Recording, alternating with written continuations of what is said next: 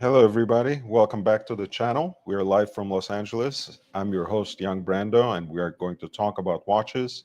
We're going to tie up some loose ends from last night's conversation and last night's coverage of the Bonhams luxury online auction. That was that is an auction that's ending in about 3 days, and I wanted to leave some of the most interesting pieces to today's live stream because we were mostly, um, of course, we had a visitor, a surprise visitor. I was very happy to have Archie Luxury on the channel, where we talked about some of his current directions in watch collecting himself, some of the um, difficult questions he was facing in imagining new directions. So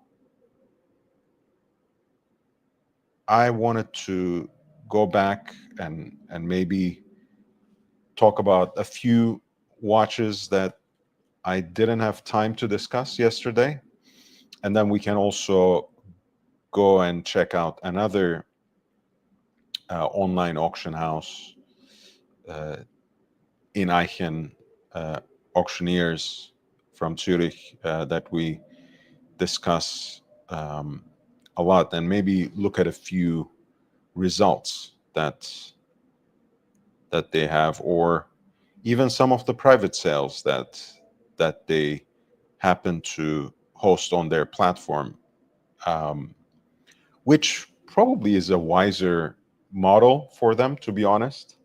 um, I won't get into that in detail yet, but if you're familiar with the program, we cover a lot of the auctions they do, a lot of the timed auctions they do exclusively online. I'm a big fan of the fact that they have eliminated buyer's premium. But that being said, one of my main problems with their model is I think they're perhaps a little too lenient um, when they're taking things on consignment and allow uh, their consigners to set somewhat unrealistic reserve prices that are not really borne out by the state of the market, at least not as we can currently inhabit it. Um, Beyond that, also, I think it's just it's just a bad look when you have an auction that consists of 10 or 12 lots and you end up failing to sell 8 or 9 of them, right? That's just not a good look for an auction house, no matter how um, well they might be doing otherwise, right? As much as I don't like how some other auction houses focus on the so-called white glove sales, where every single lot is sold, where everything goes over by 200% over the reserve price. Um, you also have to admit that in the luxury space, you have to have a presentation that makes you look like you are doing something right. Right, so that's all I'm going to say. Night Diver, it's good to see you after all that time. It's so nice to see you. And Ryan Offrey, my man, how are you doing? Nice to see you. So let's start as we usually do, to warm up a little bit and talk about my two posts from earlier today. I wanted to make another post, but I don't think I have time for today. Maybe it will go up live tomorrow and I will have three. You guys know I'm a huge fan of Arina Sabalenka as a tennis player. And I also love the fact that she is an AP ambassador, that she endorses Audemars Piguet. I think, she has genuine enthusiasm for the brand that you don't always see with every single person who endorses a luxury brand. and much less luxury watches, right? It's not always the case that some of these celebrities or athletes actually care much about the brands they endorse. It's quite the other way around with Arina Sabalenka.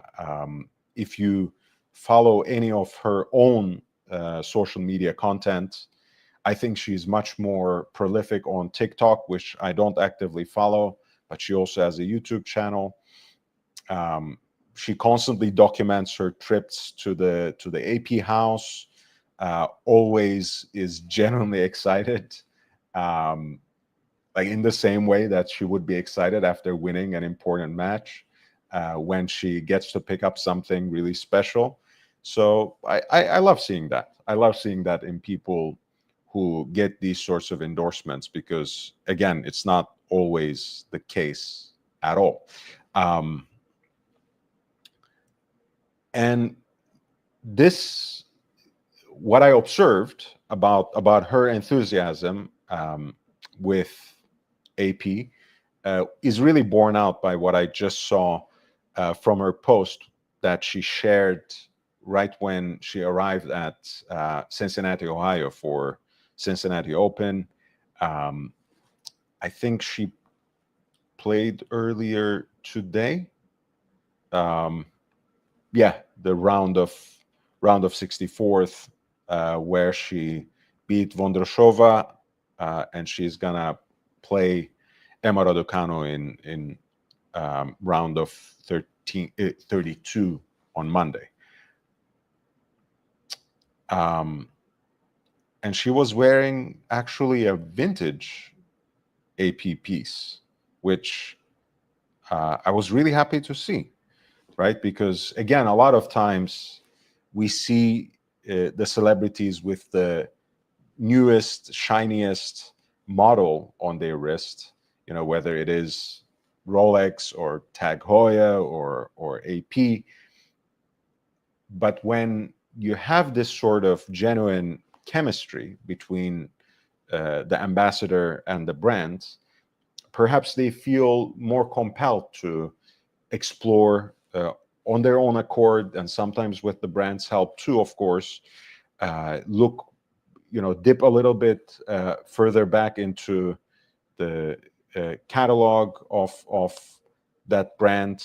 And in this case, she ended up choosing an integrated bracelet dress watch with a hand-wound movement, in white gold, with like an ink blue dial that has the initial logo at 12 o'clock and 11 brilliant cut diamonds for the hour markers, and the hands themselves are also inlaid with diamonds. Very cool piece, and it's not actually as ostentatious as it might seem. I think you can sometimes find pieces like this, especially if it's on an auction that kind of happens in another part of the world. In this case, it was in Australia, and the piece was actually sold for around $8,000 or something. Actually, $7,000 in US dollars, and that's a similar piece. Of course, it's not necessarily exactly the watch that is on her wrist. That being said, as always, unless I am quite certain with my identification, I don't just go through with it just for just for kicks. So that is pretty much the watch. It's just not another shot of the watch from her collection specifically. I do want to also address something here, that since the actual Audemars Piguet Cobra model as a design has taken off in the last 2 years, these days a lot of the gray market dealers started branding every single integrated bracelet dress watch after the 70s a cobra. That's a bunch of nonsense. The cobra is a very specific design where the bracelet has this sort of interwoven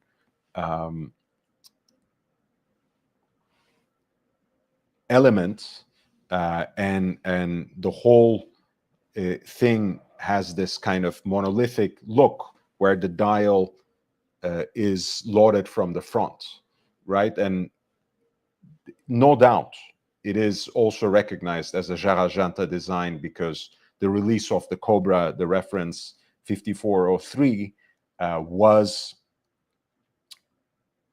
pretty much contemporary with the Royal Oak, right around the same time period. And of course, the two watches share the caliber 2121. Right, this is a Cobra. What Arina Sabalenka is wearing is not a Cobra, which is fine, right? It doesn't make it better or worse. It's just one of those things. Yeah, well, one of, I mean, I'm not gonna mince my words. It's one of, it's the kind of fuck shit that crooked gray market dealers do, right? Once something has a hype, every shade of blue is called the Tiffany blue, right? Just so they can justify slapping another 2 or 3,000 of premium on it. So nowadays they're going to pick up these kinds of pieces for $5, $6, $7, $8,000 on an auction themselves, and then they're going to,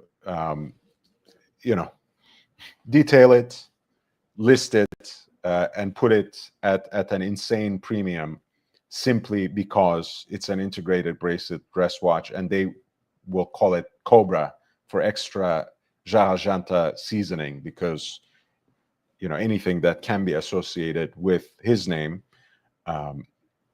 is suddenly worthy of premium.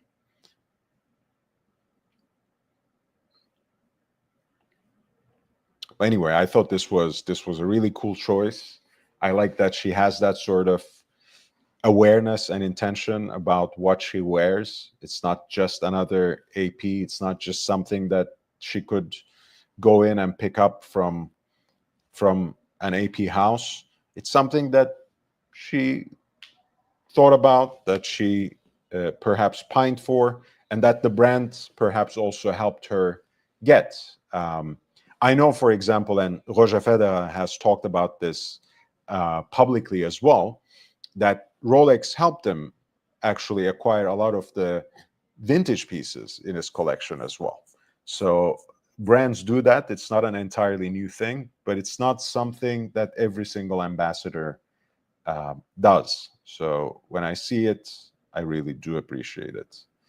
The second watch that I wanted to talk about is on the wrist of the Filipino-Canadian actor Manny Jacinto. He is promoting currently the new movie, Disney's Freakier Friday. It's a sequel from an early 2000s flick that had Jamie Lee Curtis and Lindsay Lohan, and I believe, I haven't watched the sequel, Manny Jacinto is playing the love interest for Lindsay Lohan. He wears this beautiful example of first generation Vacheron Constantin overseas. And it is, I believe, the mid-sized version. So the 35 millimeter version rather than the 37. The difference is somehow like, if you're familiar with the AP Royal Oak, one of the first attempts at a mid-sized piece was the 4100, and that's a 35 millimeter case diameter.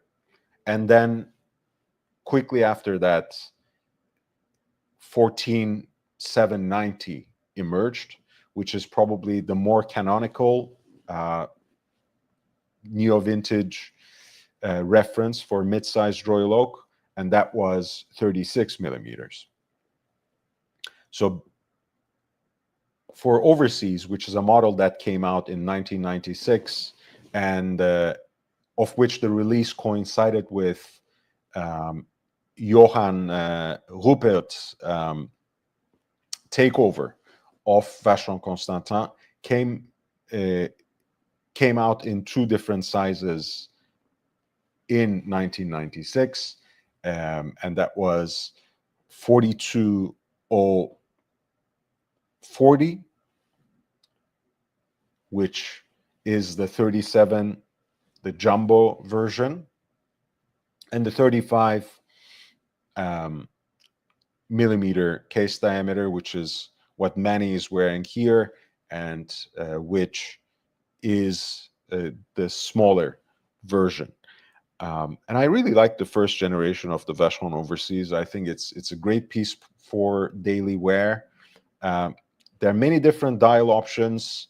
The Salmon dial is probably the rarest. Certainly is the one that has the most, that carries the largest premium.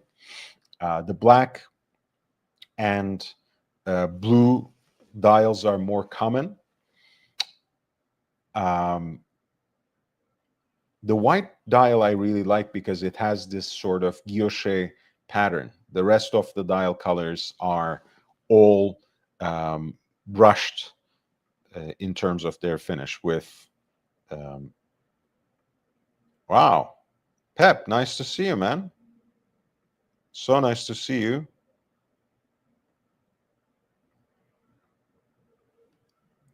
Not one, but two super chats. Thank you so much. 199 times 2. I appreciate you. So this was a piece whose of which the release coincided with Richemont's takeover of the company, and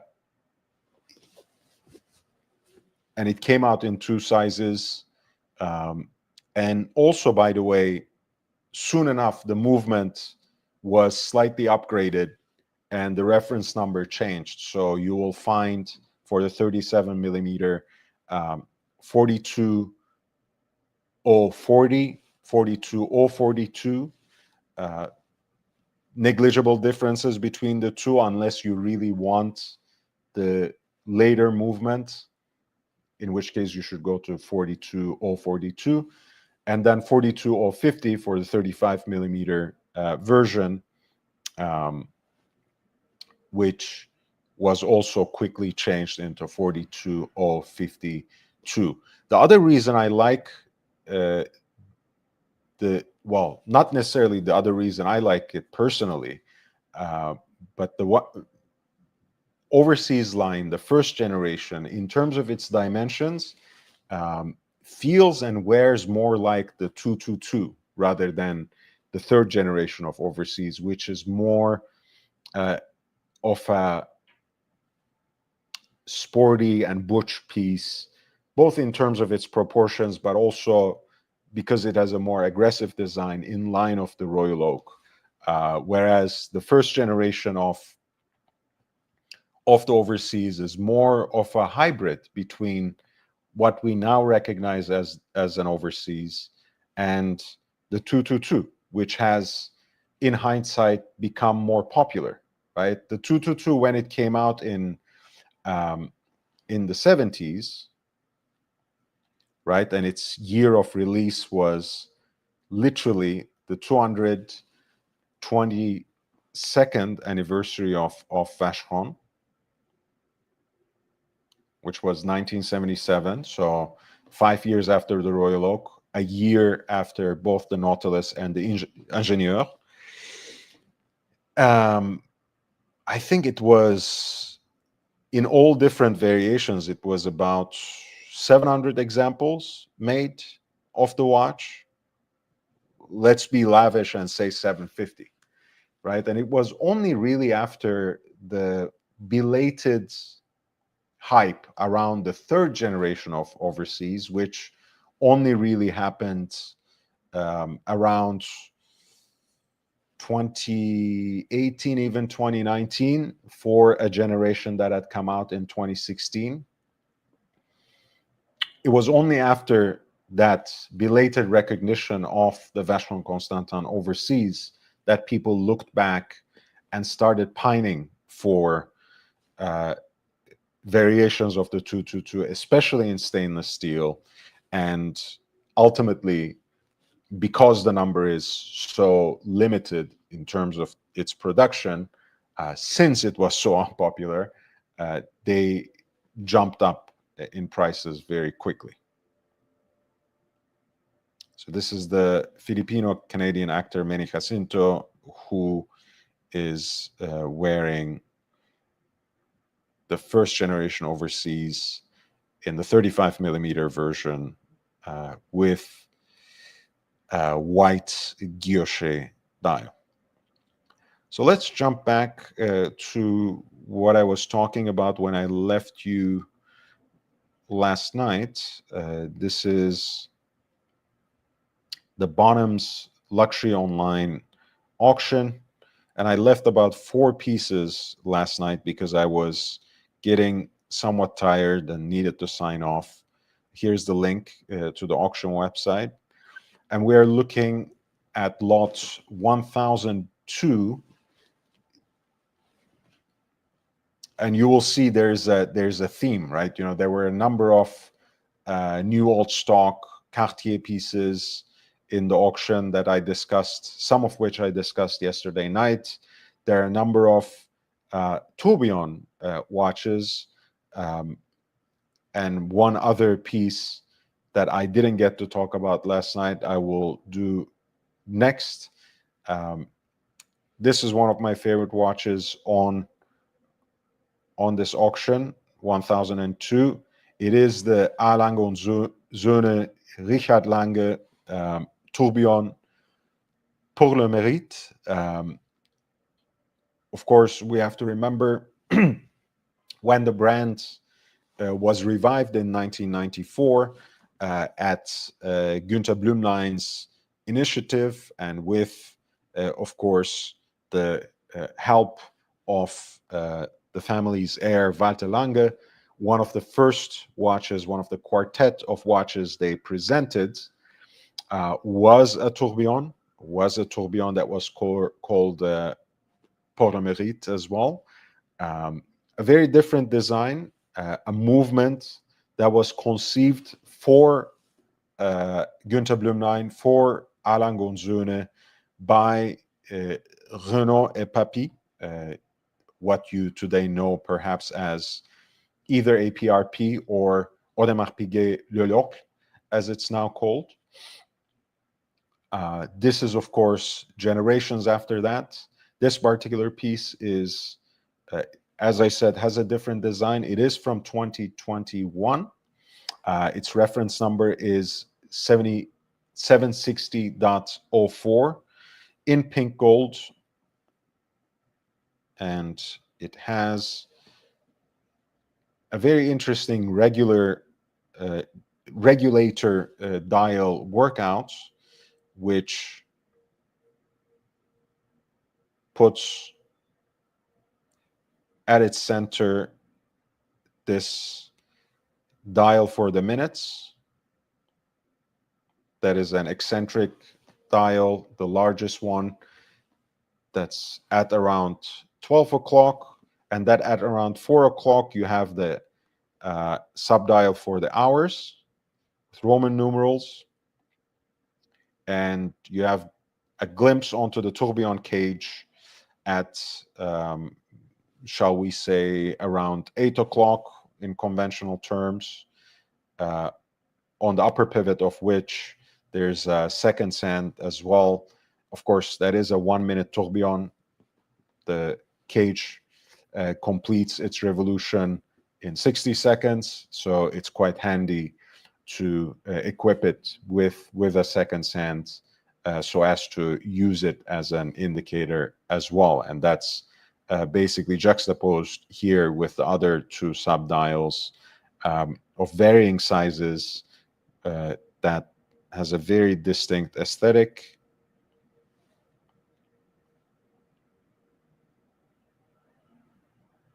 And again, I like the architecture of this dial that has multiple layers, and the open working itself is quite aesthetically pleasing.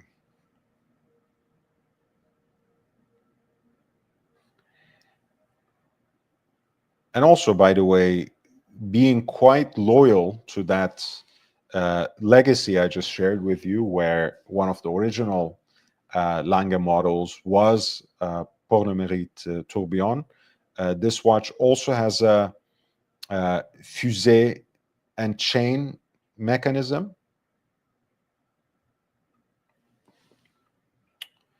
At the time, in 1994, the predecessor of this watch, the ancestor of this watch, was the first wristwatch to have this really old-fashioned constant force mechanism for its barrel. It was basically a tiny chain with minute links, where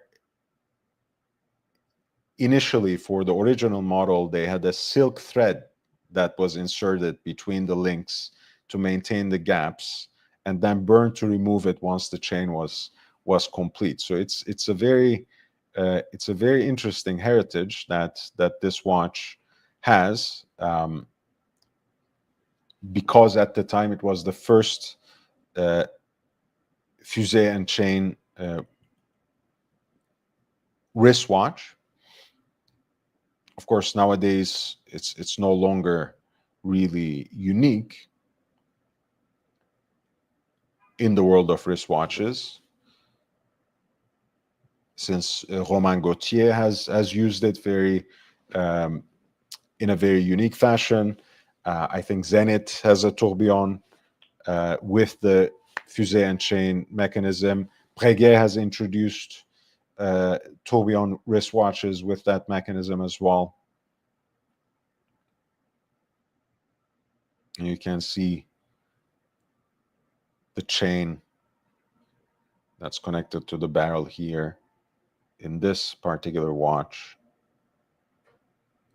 which of course slowly releases that power so as to again maintain that constant force as the power reserve of the watch is being depleted, right? Which is a perennial problem of mechanical watch movements, right? The accuracy and precision atrophies as the power reserve gets depleted. So constant force mechanisms basically focus on the steady, constant release of the power that is preserved in the barrel, so as to maintain that level of accuracy, ideally at the level of chronometric precision throughout. The design of the movement is also, I think, a very nice compromise between tradition and some measure of modernity, because you have what is essentially an open worked three-quarter plate. The three-quarter plate made out of German silver is of course an aspect of Saxonian watchmaking that A. Lange und Söhne has adopted since the 90s.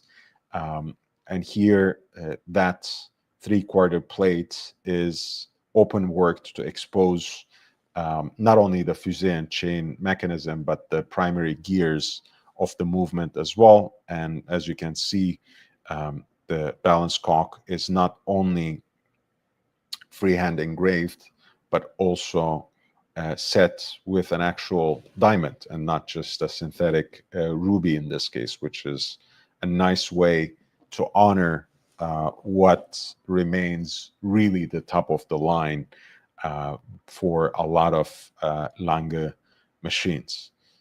Night Diver says, well, by the way, I should probably say Night Diver TM because it's apparently trademarked. Says it's incredible. I really like this watch. I know it's fussy. I know it's It's kind of an highfalutin watch, but it's a great piece. Obviously, I think this is the kind of piece a committed Lange collector should go after.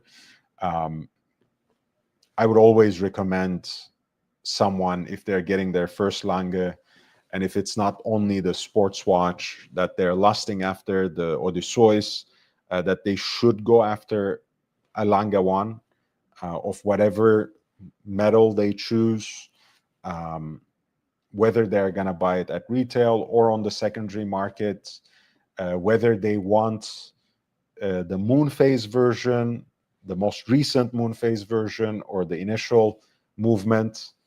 Those are all relatively minor and you might say aesthetic choices, but I would most certainly direct someone to a Lange one before anything else.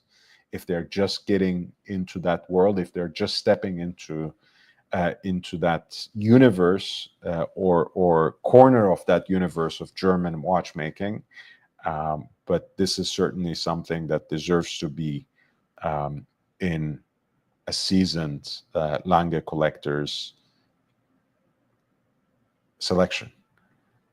Hey, Basil. Basil is a member of this channel, $4.99. Happy weekend. Thank you for being here. I can't believe it's already Saturday. I get very depressed during weekends, to be honest. Yeah. One thing I, of course, want to share, and that I didn't,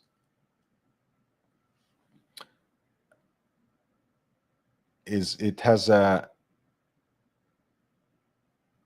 stop zero mechanism.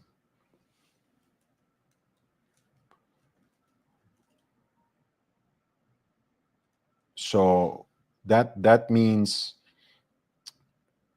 the tourbillon and of course the entire movement can be stopped and set to 1 second accuracy, right? It's what in layman's terms we sometimes call hacking seconds, right? When the power reserve runs out, or where you want to reset the watch, meaning when you pull the crown, the movement stops and the seconds hand jumps to 0, which means you can then set the watch with chronometric precision. You might say that should natively belong to any tourbillon watch, because even though in modernity, in the world of wristwatches, the tourbillon has become an aspect of aesthetic contemplation, it is actually a regulating mechanism, meaning that it is about achieving chronometry. So any tourbillon movement should ideally be able to be set with that kind of accuracy. Again, it's basically a more complex version of hacking seconds. In this case, not only does the movement stop when you pull out the crown, but the second hand jumps back to 0. And it does the same thing, by the way, when the power reserve runs out. It jumps to 0, so it can be set with that sort of accuracy. So that was the Richard Lange tourbillon pour le mérite reference 7604 in 18 karat pink gold.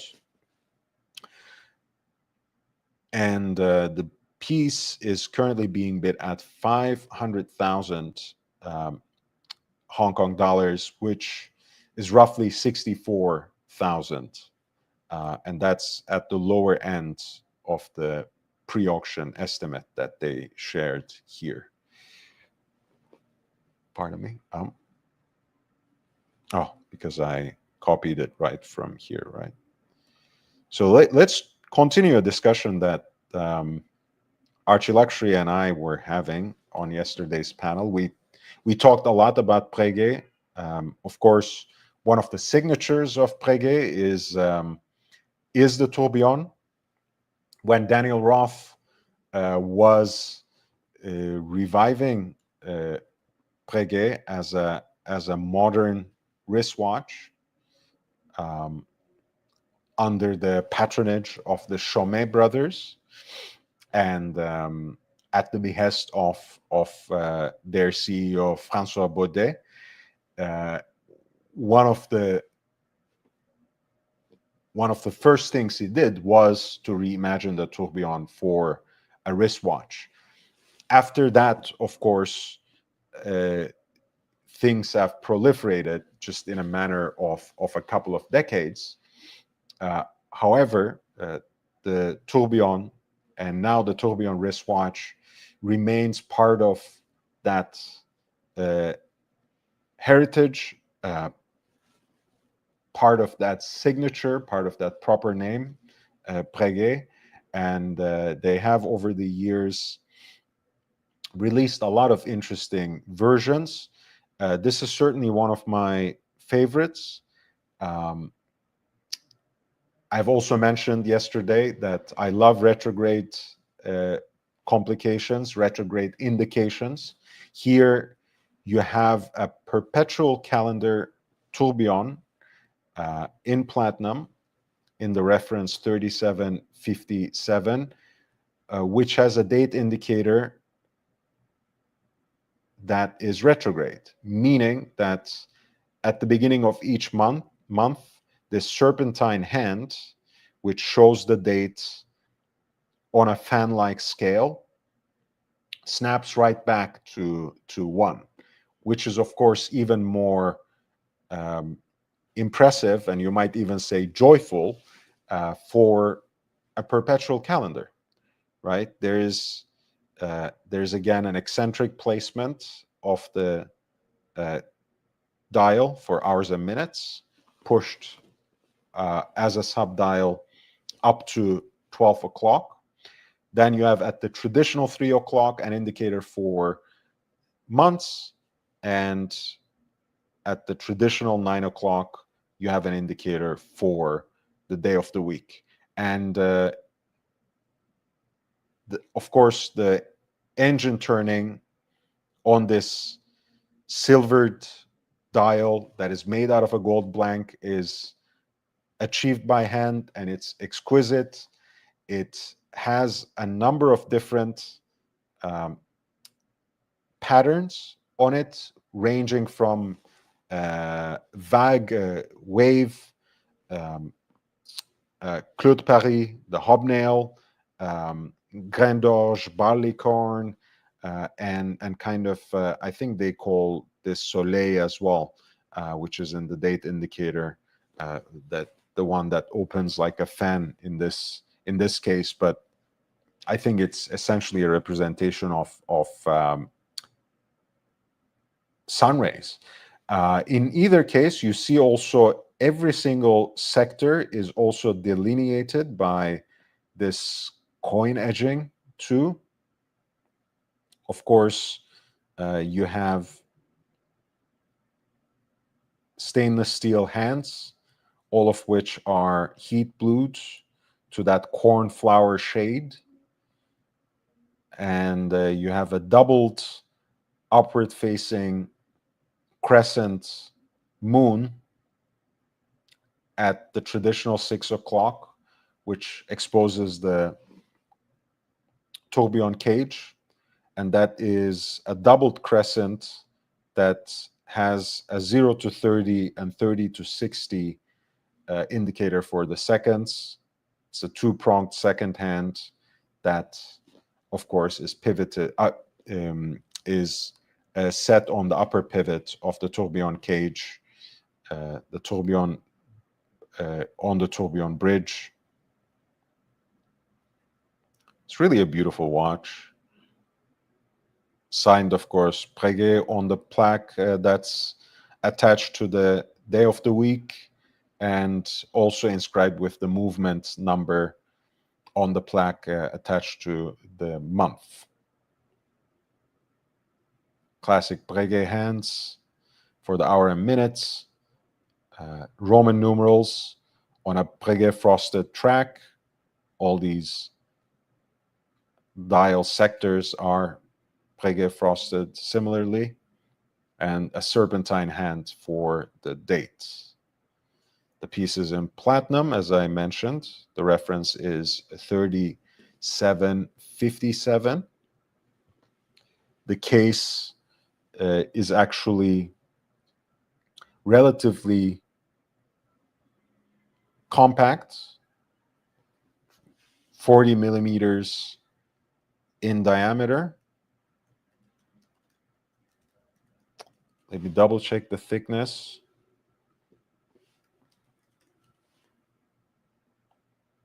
And 10.25 millimeters in thickness for this perpetual calendar tourbillon. And of course, the case back, in terms of its decoration, is just as pleasant because it has these floral / wave-like engravings. Still an open-worked view of the cage from the back.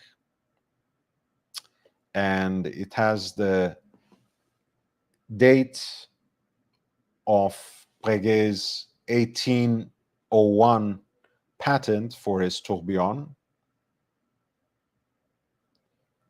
And that count is actually by the revolutionary calendar, by the so-called Republican calendar. I think it's like the Republican year of 9, etc., etc. But it corresponds to 1801 in our more traditional counting.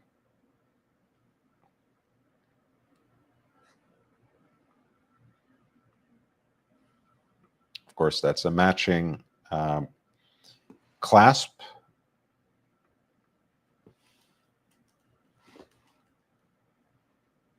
Also in platinum.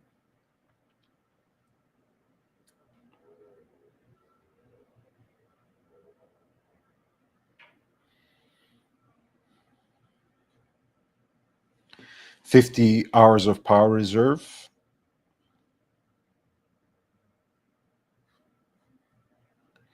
And the piece is currently being bid at... Actually, there are no bids on it just yet.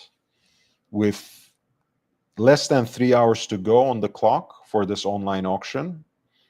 This is lot 1003 for the Breguet Platinum Tourbillon Perpetual Calendar. And the starting bid is 360,000 in Hong Kong dollars. And that corresponds to roughly $46,000. Let's put it like that. And the piece also comes with, seemingly, with the full set of its accessories, the presentation box, the certificate, the instruction manual, and the corresponding key to the box with a pouch.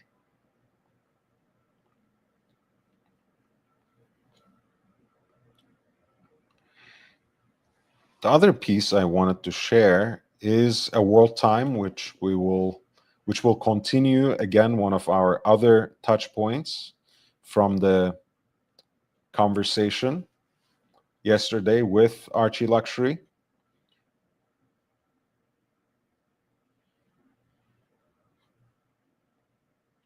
Night Diver says for his nickname, trademark pending. And he says, Breguet has an instrument cluster aesthetic to me. I have to say, that's a technical term that I'm not entirely familiar with, either because it comes from a field where I have no clue, or because English is not my first language. So I'm maybe, for that reason, I'm not familiar with that term. So if you can explain it, I will,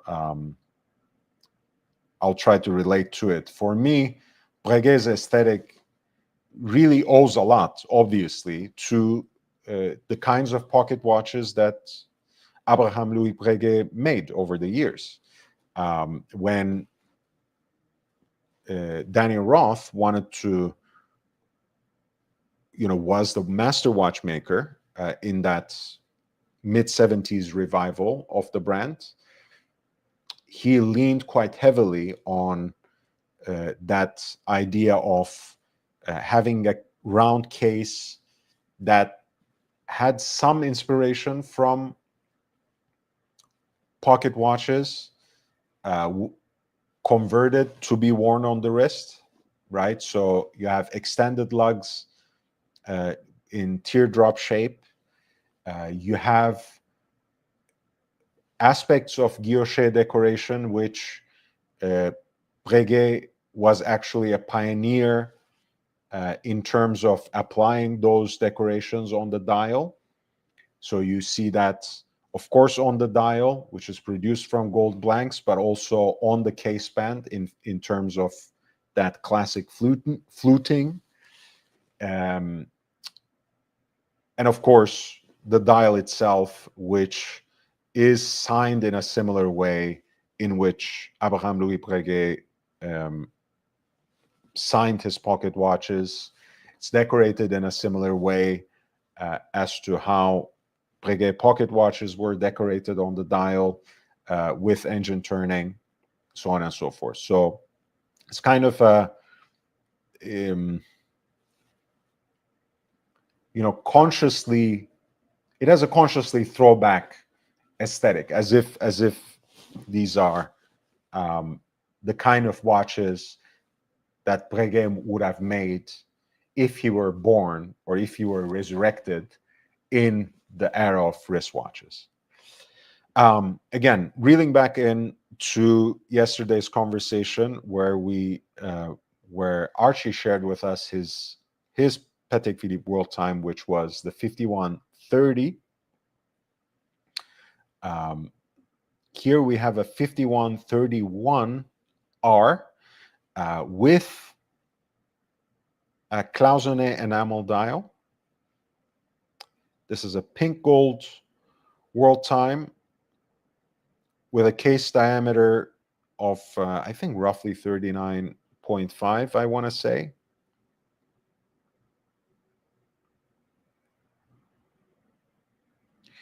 John C. says, Breguet man 10 to date, hot woman. Perhaps, yeah, perhaps I haven't dated practically at all in the last year or so because my Breguet needs service. So maybe that's what's been holding me back. It helps thinking that way. So thanks for sharing, John C. Cloisonné enamel, of course, is a technique that is still used artistically to produce micro paintings to decorate watch dials. In this case, Patek specifically, beyond the clocks that they still make in a very ornamental, luxurious way, they use it in their artistic crafts collections, which remain one of the highlights of Watches and Wonders of Geneva on a yearly basis. But they more commonly also use it for these special models of the World Time, the World Timer wristwatches, depicting certain sections of the world map. And it is a technique that, of course, involves the firing of enamel powders a number of times in the oven. But in this case, the cloisonné aspect actually is about hairline threads of gold that trace the outlines of that painting first, before then the powders are mixed and later set through a firing process to achieve the right combination of colors. Beautiful piece. I also love the uh, observatory style handset that is used in this. So you not only get it as a vibe, but also um, you get the privilege, you get the advantage of having least interruption of that beautiful enamel painting. This particular example is what they call double factory sealed. So it arrives, even though it's a 10-year-old watch, practically as not even new old stock, but as exactly it has left the factory in its coffin like box, which now that I put it that way doesn't sound so uh, alluring, but it is exactly what that box is called. It's called a coffin box. Um, I also, one of the other things that I like about Patek's World Time watches, because they are conceived as um, this pinnacle of an elegant dress watch. They are powered by Patek's signature micro-rotor movements, some variation of caliber 240, here caliber 240HU, which stands for Heure Universelle, the French name for world time. Please hit the like button, by the way. That really makes all the difference for a channel like this. So much as I appreciate and desperately need your super chats and other forms of financial support, I also need to grow the channel. So anything that you can do in terms of leaving a comment after the live stream ends, hitting the like button, sharing the link with other collectors and watch enthusiasts, that really helps me as I try to build some momentum on YouTube as well as Instagram, right? And I've already shared some links from Instagram, and that is this is my profile. If you, for whatever reason, have not yet um, signed up. Night Diver says liked and subbed. Thank you. Yes, for whatever reason, if you haven't subscribed already, please feel free to do so. Of course, since this is a double factory sealed piece, it arrives with all its original accessories, which include the presentation box that you have there in the picture. Of course, the certificate of origin,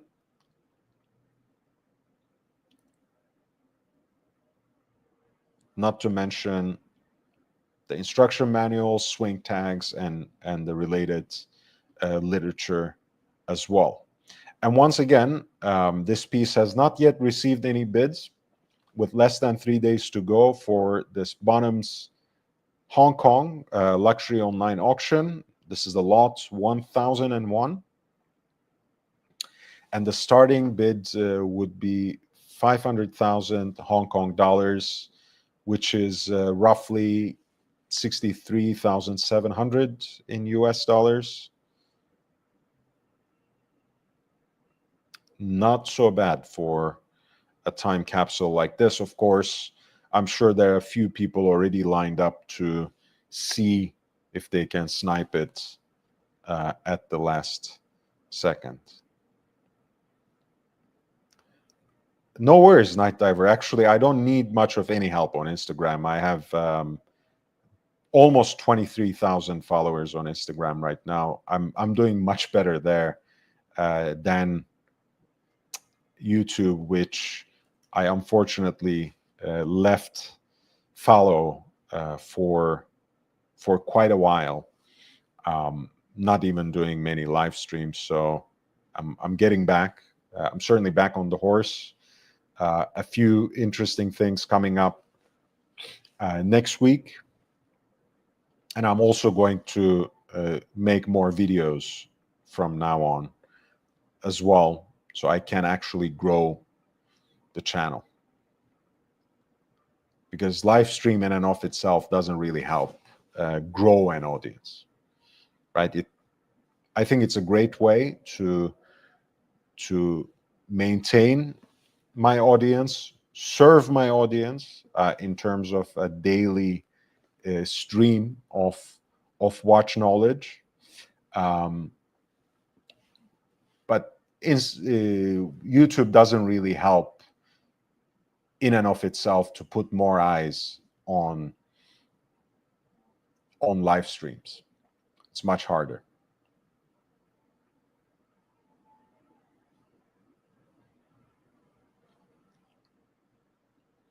All right, this is the last piece we're looking at from this auction. By the way, we have, in terms of our goal, unfortunately stayed a little far away from it, uh, you know, because it was 5 super chats of $5 or more. So I had only one. But no matter, I'll go for a little longer. I do appreciate Pep, who gave twice, and Basil also gave a $5 super chat. We're going to talk about a Panerai that is very unusual for what we are accustomed to, perhaps. This is a limited edition titanium and carbon open worked tourbillon piece. It's a PAM 00768, and it is a titanium case with carbon details, which includes the bezel as well as the crown. And again, a skeletonized dial, which has a tourbillon and also an additional hour hand right here on a subdial at 3 that serves to indicate the secondary time zone. There's a power reserve indicator at around 6 o'clock, and the tourbillon is right there between 10 and 11 o'clock.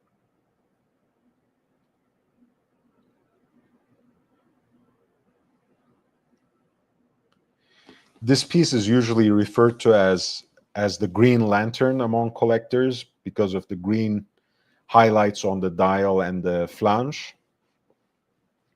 The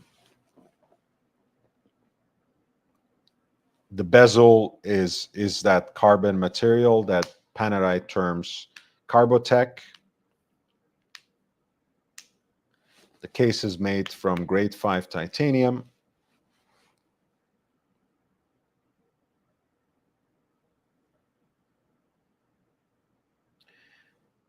And the tourbillon cage is right above the second subdial here at 9 o'clock.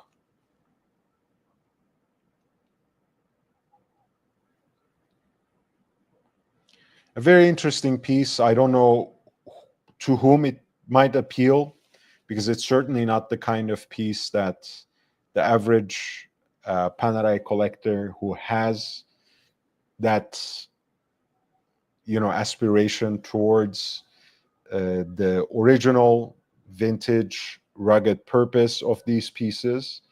But it certainly is an interesting take on that classic cushion-shaped dive watch case.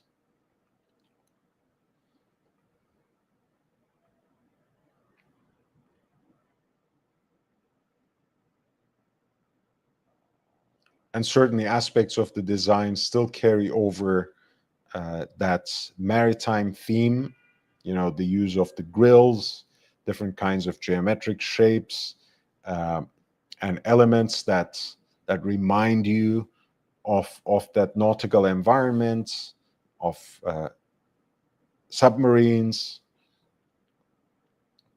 Of course, this is a big 47 millimeter case as well. A déployant clasp that has a similarly open work design. The piece comes with both leather strap on which it is here presented, and there's also a spare Velcro strap as well. This piece is number 23 of a 150 piece limited edition. Again, with more than 2 days and 22 hours left on the clock, this watch has not yet been bid on in any way, but the starting bid would be right above 33,000 US dollars. That was lot 1004 for the Panerai Luminor Tourbillon GMT PAM 00768.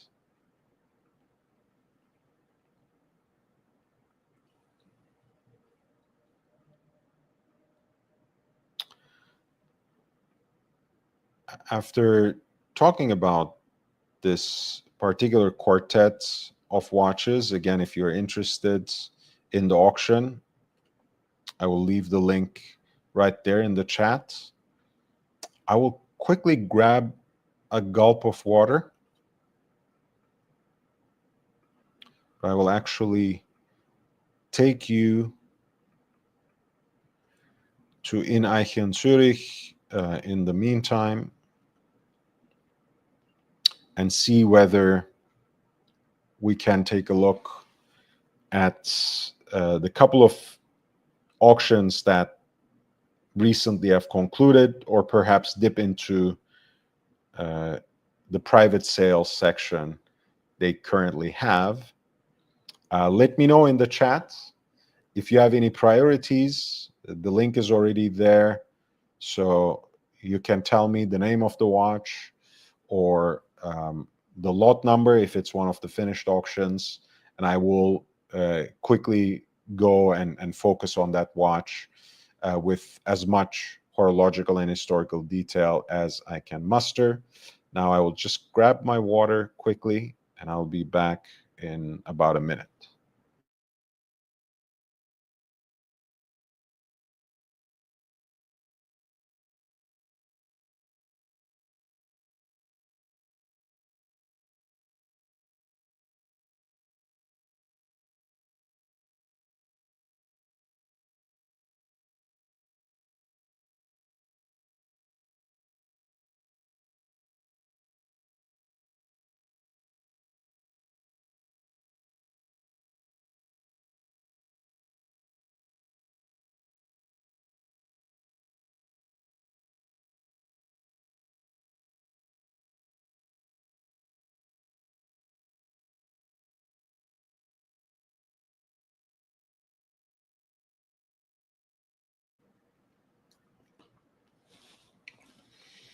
Okay, I'm back.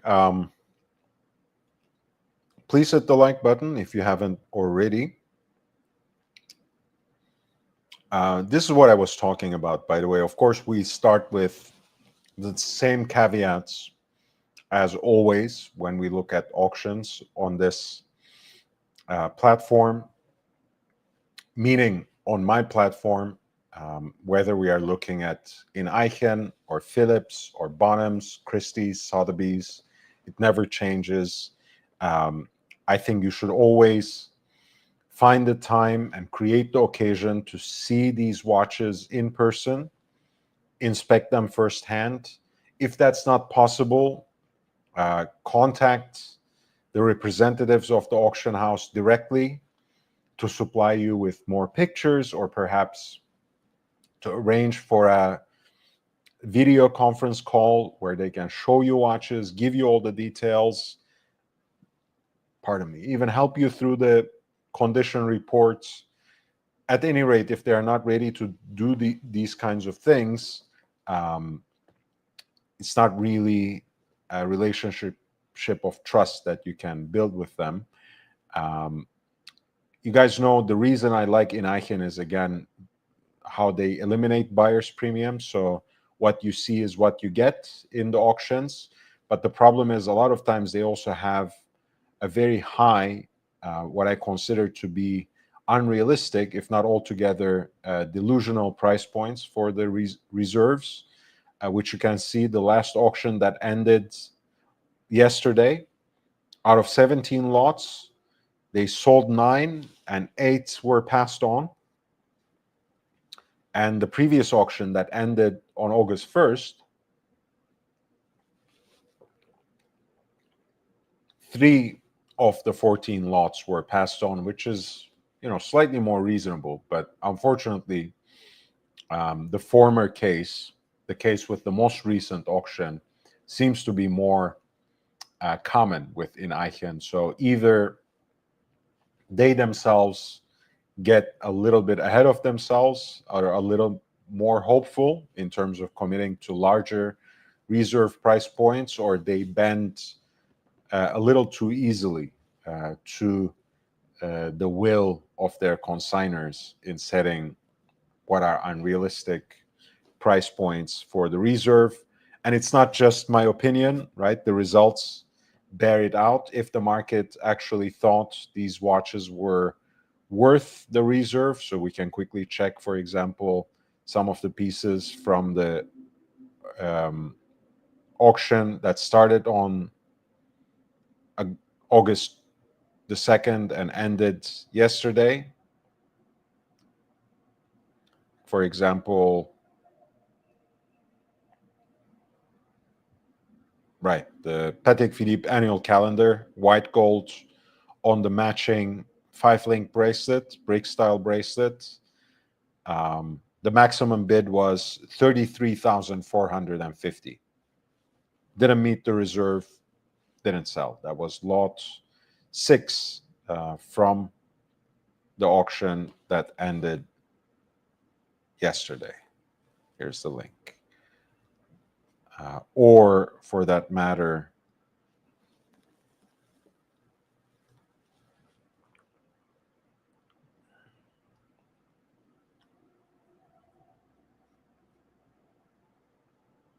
the Sea Dweller here, the Sea Dweller 4000,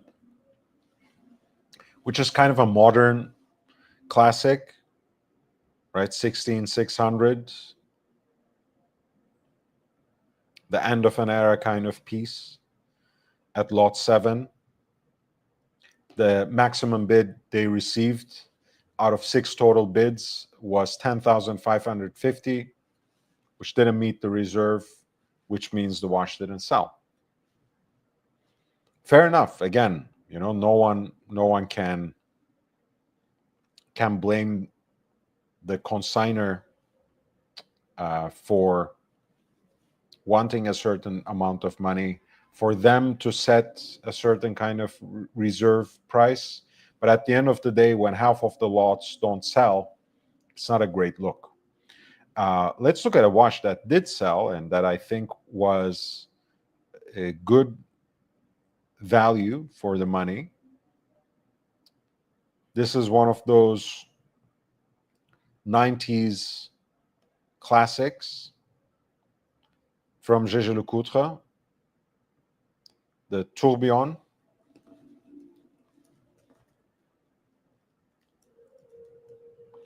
That came out in 1993. I believe it's the second in that series of 6 very special pieces that they have created during the 90s for the most part, that showcased the complicated movements that Jaeger-LeCoultre could build, and using the classic Art Deco design of the swiveling case watch, the Reverso. The theme kind of runs throughout, where you have a very classic, almost simplistic, but simply minimalistic design on the dial. Here, the watch simply looks like any other rectangular shaped time-only piece, a two-hander with seconds on the sub-dial, which is a very beautiful silvered white dial with a vertically brushed hour track, classic JL logo applied, pink gold at 12 o'clock, two different gear shape patterns, one for the rectangular center of the dial with a chemin de fer style minute track around it, and then sub-dial for seconds at 6, which has its own unique guilloche decoration, like a rosette design. And on the face of the watch, there's only a plaque that wraps around that sub-dial right above it that says tourbillon. And you don't see the tourbillon unless you actually go to the verso side of the case, which has a power reserve indicator with, again, a guilloche decoration that sets off the scale of that indicator from the bridges of the movement. The movement, by the way, is itself rendered in 14 karat gold. And the tourbillon cage is at 6 o'clock. And it has this sort of quirky placement, as is usually the case with reverso tourbillon watches, where it kind of overflows into the godron that usually frame horizontally the rectangular case of the watch. The indicator hand for the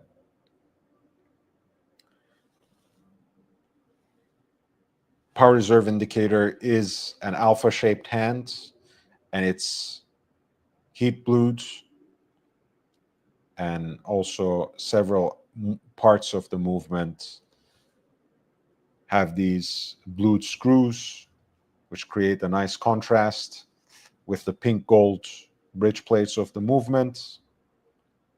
A very nice open worked bridge for the tourbillon. Very aesthetically pleasing piece.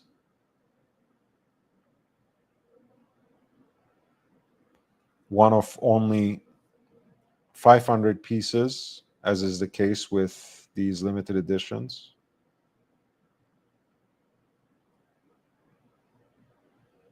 (18 karat pink gold with a 14 karat pink gold movement.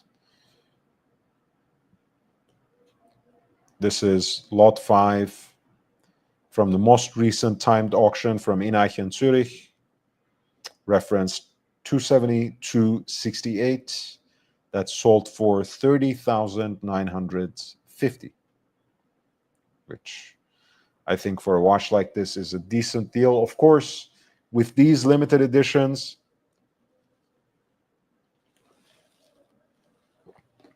you really probably want the presentation box, which is not pictured and not really mentioned anywhere in the lot essay. So that is a drawback. But depending on how you look at it, it may not have been a deal breaker. But nevertheless, this is a good deal for a reverso tourbillon from that original series, which does not have more than 500 pieces.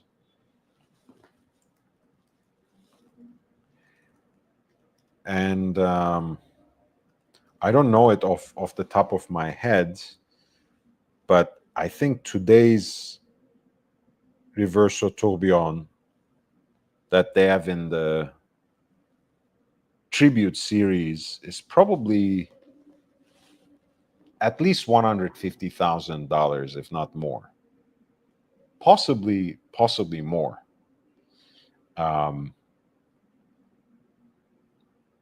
Of course, on the secondary market, it might be a little cheaper. But that being said,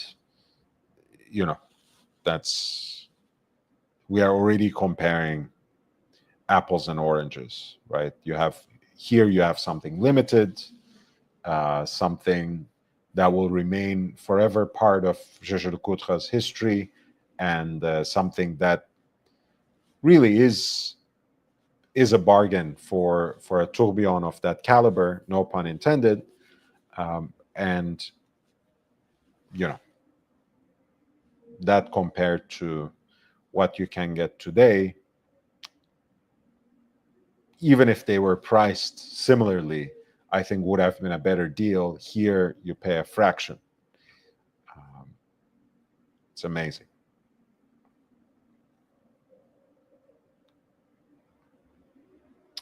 The other watch that I had my eye on and that sold was, of course, the Daniel Roth El Primero chronograph. Again, this is lot number one.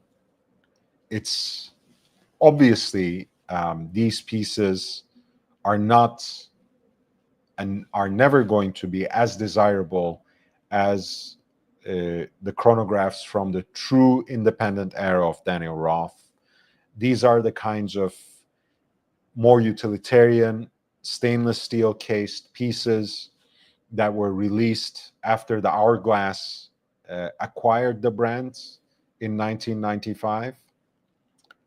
Um, they have an automatic movement, which is based on the Zenith El Primero caliber 400. In this case, the movement is parsed as, I think, DR 400, I want to say.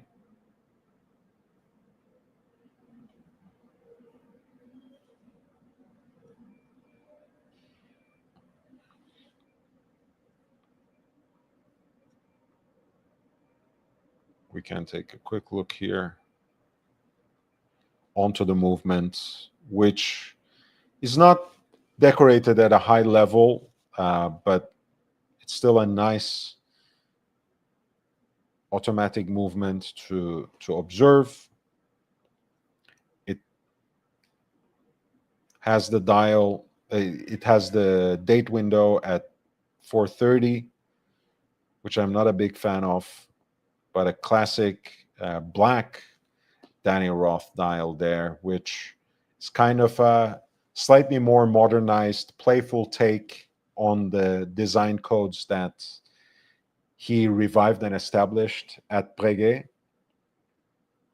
Here you have the vertical stripe guilloche for the dial. Again, every single sector is delineated with that coin edging.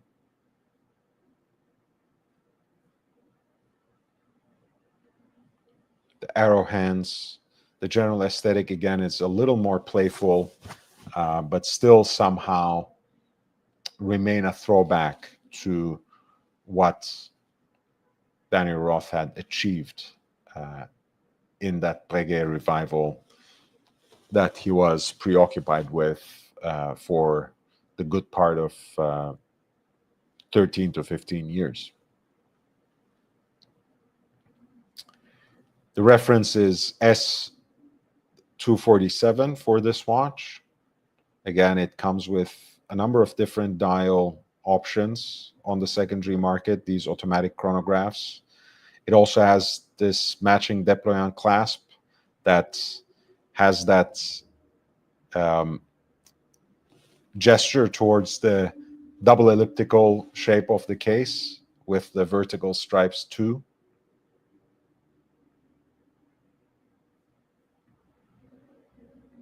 And again, the El Primero movement. This piece sold for 11,150. So you see, there are relative bargains, especially considering how this auction did not have any premiums attached to it.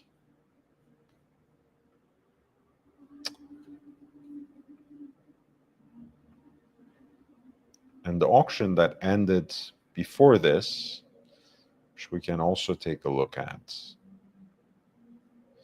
Please hit the like button if you haven't already. It really helps immensely.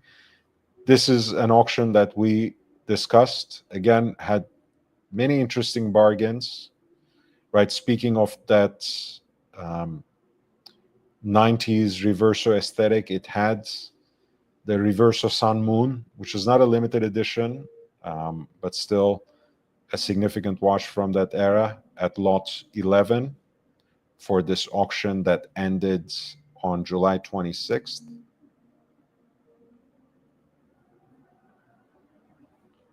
You get the moon phase indicator, day-night indicator, power reserve on the main dial, an interesting asymmetric look, and you get an exhibition case back on the reverse side, on the verso side. And this is once again the Gantai case in 18 karat 5N pink gold. The reference number is 27263. And this particular piece sold for 14,250.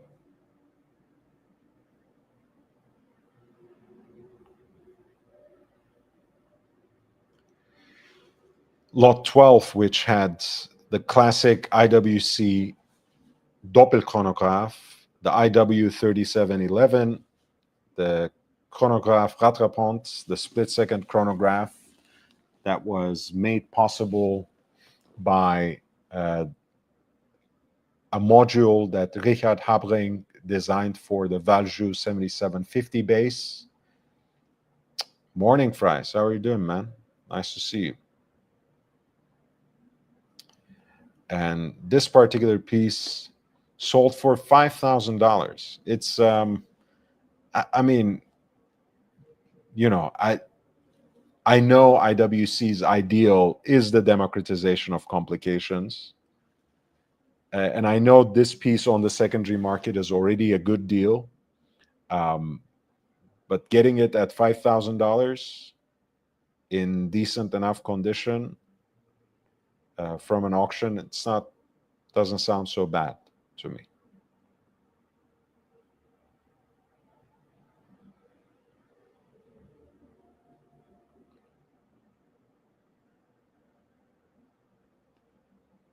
Again, it's not the deal of the century. It's not the cleanest example ever. You see already in the pictures, which are good enough quality where you can see these sorts of scratches and dents even. This was lot 8 that sold for $5,000. Again, no premium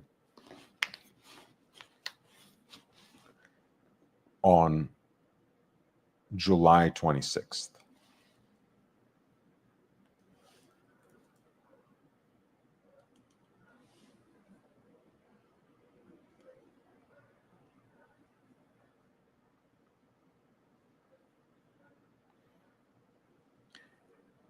I also talked a little bit about the Cartier Ceinture when we discussed this auction earlier. And that's, of course, one of those unique Cartier shapes that came into focus with the recent hype around the brand, even though this is one of those shapes that no longer exists in the current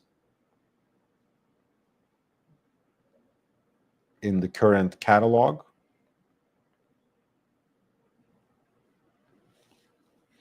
It's a double octagonal shape that's, if you think about the meaning of the name, obviously takes the idea of a belt where the watch more or less looks like a buckle, right? You know, combined with the leather band. beautiful double octagonal case with captive winding, so to speak, where the outer part of the case actually covers and acts as a crown guard. The crown itself is octagonally shaped.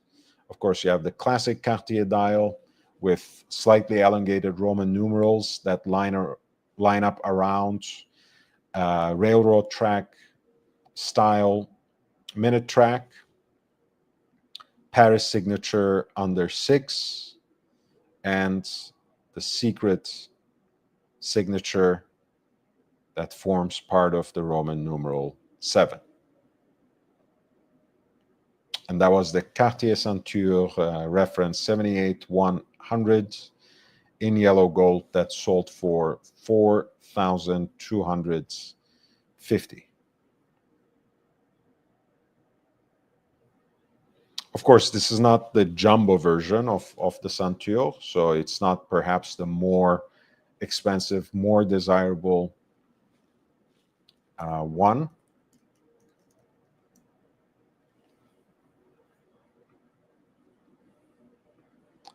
Still, I think that was one of the interesting pieces in this particular auction.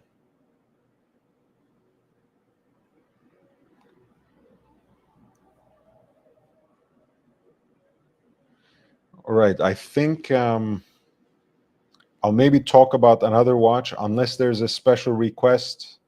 Anything you would like me to discuss? Anything that you would like me to explore before I take off for tonight? Please send those in with a super chat if you would like. The Rebel Forcé double tourbillon unfortunately didn't sell. That was at lot 10. Reserve not met, even though out of 10 bids, the maximum was 179,500. That didn't sell.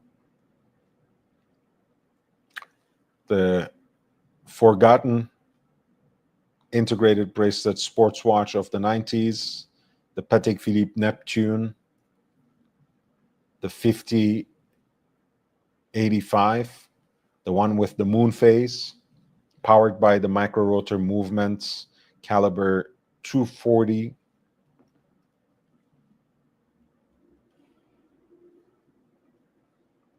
Of course, it has the same asymmetric dial layout that we would also see in 3712, 5712, the classic Nautilus moon phase references, which in hindsight and after the fact became really popular, having been overlooked rather, for quite some time.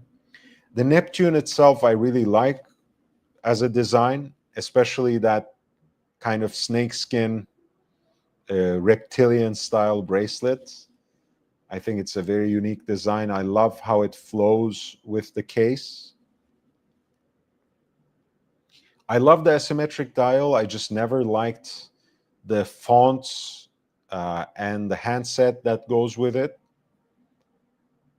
I don't think the black dial is a problem for me, but I wish they had a different font.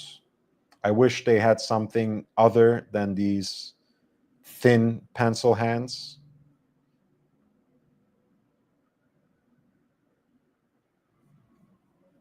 I even like actually this kind of fish mouth style crown guards, right? When you look here.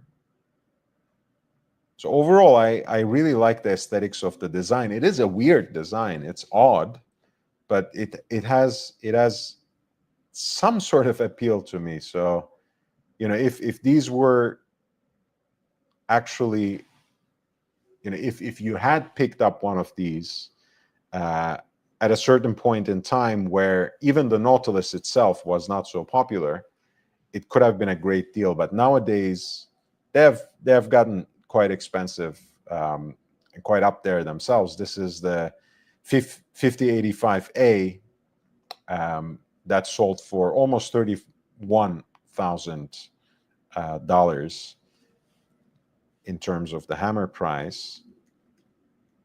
And quite frankly, that's in terms of how they are usually listed on the market, right? Which is not always the price that they sell for. It's not so bad as a deal, right? I don't think you can find one cheaper than 25, 27 and a half anyways. I think 25 would be a better deal for something like this, but it's not prohibitive at $30,000 considering today's market value.